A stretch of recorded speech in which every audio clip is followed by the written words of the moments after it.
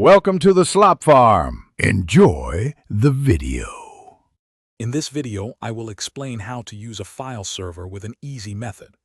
A file server is essentially a central hub for all your important files, making them accessible to everyone on your network. This approach simplifies data management significantly, allowing multiple users to securely share and access documents from one convenient location.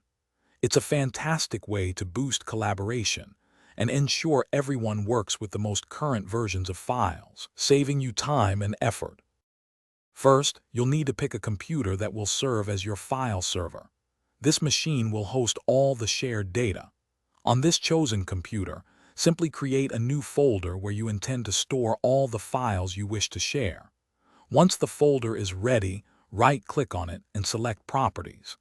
This action opens a window where you can configure the sharing settings, taking us to the next crucial step in our easy setup process. Now, within the Properties window, navigate to the Sharing tab. Here, you'll find an option called Advanced Sharing.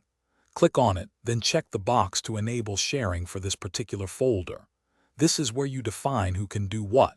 For example, you might grant full control to your administrators, allowing them to modify anything, while general users might only receive read access, preventing accidental changes. This ensures your data remains secure and organized. Finally, with your shared folder and permissions configured, users can now connect to your new file server.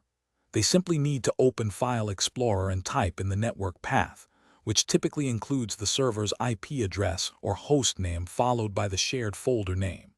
For even quicker access, you can map this shared folder as a network drive on each user's computer.